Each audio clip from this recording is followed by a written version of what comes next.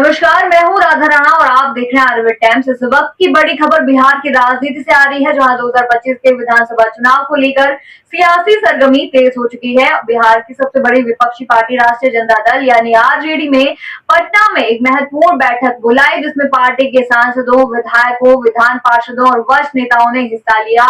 इस बैठक का मकसद सिर्फ आगामी चुनाव की रणनीति तय करना नहीं था, बल्कि पार्टी संगठन को जमीनी स्तर पर मजबूत करने की दिशा में गंभीर चर्चा भी हुई। तेजस्वी यादव अब पूरी तरह से एक सशक्त नेता की भूमिका में नजर आ रहे हैं और इसी बैठक के जरिए उन्होंने और स्पष्ट कर दिया कि अब वे केवल एक नेता नहीं बल्कि पार्टी की असली कमान उनके हाथों में है। बैठक के बाद मीडिया से बातचीत में राज्यसभा सांसद और आरजेडी के प्रमुख चेहरों में से एक प्रोफेसर मनोज झा ने न सिर्फ बैठक के उद्देश्यों पर बात की, बल्कि जम्मू कश्मीर के पहलगाम में हुए आतंकी हमले पर भी एक बड़ा बयान दे दिया। मनोज झा ने कहा कि यह बैठक सिर्फ चुनाव को लेकर नहीं थी, बल्कि पार्टी की प्राथमिकताओं पर भी गंभीर चर्चा की गई। जी हाँ, उन्होंने कहा कि हमें अब सामाजिक न्याय की बात हर घर तक पहुंचानी होगी, ताकि हम उन मुद्दों पर बात कर सके जो जनता से सीधे जुड़े हैं, रोजगार, न्याय और भाईचारा।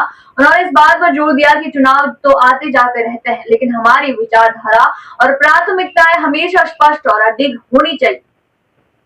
जहां एक तरफ पार्टी चुनाव की तैयारी में जुटी है, वहीं दूसरी ओर मनोज झा का बयान इस ओर इशारा करता है कि आरजेडी अब अपने नैरेटिव को साफ सुथरे मुद्दों की ओर मोड़ना चाहती है। वे कहते हैं कि झूठ और नफरत के बजाय हमें संवाद और सह-अस्तित्व की बात करनी चाहिए। यह बयान उस वक्त आया जब देश भर में नफरत और ध्रुवीकरण की राजनीति चरम पर है। ऐसे में आरजेडी की और रणनीति महागठबंधन की सियासी सोच को और मजबूती देती दिख रही है। जी हाँ, बैठक के दौरान पहलगाम में हुए आतंकी हमले पर भी गंभीर चिंता जताई गई। मनोज झा ने कहा कि यह हमला सिर्फ एक आतंकी घटना नहीं, बल्कि पूरे देश के लिए गहरी पीड़ा भी है। उन्होंने कहा कि इस दर्द में पूरा देश एक स्वर में बोल रहा है और यह हमारी सामूहिक चेतना पर हमला है। मनोज झा ने यह भी कहा कि इस हमले की जांच जल्द हो और दोषियों के खिलाफ सख्त से सख्त कार्रवाई भी की जाए।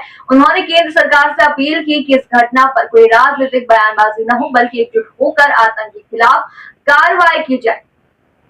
इस आतंकी घटना पर मनोज झा ने सोशल मीडिया पर भी अपनी प्रतिक्रिया दी, जिसमें उन्होंने लिखा, आज की पहलगाम आतंकी हिंसा जिसमें निर्दोष पर्यटकों को निशाना बनाया गया है, मानवता के खिलाफ एक ऐसा गुनाह है जिसे भुलाया ना जा सकता है। भगवान इस क्षण अपनी सारी शक्ति उन परिवारों को दे जिनके चिराग बुझ गए। त्वरित अनुसंधान और त्वरित कार्रवाई के स्पष्ट संदेश दे। उनका यह बयान सोशल मीडिया पर काफी वायरल हो रहा है और जनता में भी इसकी सराहना हो रही है। जी हाँ, इससे पहले 24 अप्रैल को बिहार कांग्रेस मुख्यालय में महागठबंधन की एक बैठक आयोजित भी हुई थी, जिसमें सभी घटक दलों के नेताओं ने भाग लिया था। उस बैठक में यह तय किया गया कि 4 मई को एक और बड़ी बैठक बुलाई जाएगी, जिसमें महागठबंधन के सभी प्रमुख चेहरे मौजूद रहेंगे। तेजस्वी यादव ने जानकारी दी कि 4 मई को होने वाले इस बैठक में सभी घटक दलों के प्रदेश अध्यक्ष, सांसद, विधायक, विधान पार्षद, जिला इकाई के अध्यक्ष और महासचिव उपस्थित रहेंगे।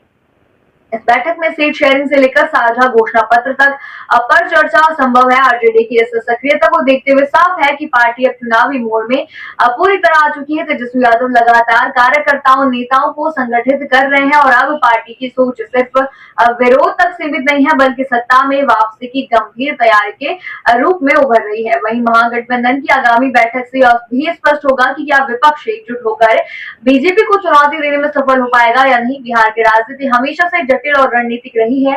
यहाँ की मतदाता मुद्दों के आधार पर वोट करते हैं और सामाजिक समीकरणों की भूमिका अहम होती है। ऐसे में तेजस्वी यादव का प्रयास की पार्टी विचारधारा की और लौटे और सामाजिक न्याय को अपने एजेंडे में प्राथमिकता दे, एक नई दिशा की ओर इशारा करता है। आप क्या सोचते हैं इस मुद्दे पर, हमें कमेंट सेक्शन में जरूर बताइए और बने रहिए आर्यभट्ट टाइम्स के साथ ही चैनल को सब्सक्राइब करना ना भूलें और हमारी फेसबुक और वेबसाइट के साथ भी जरूर जुड़े।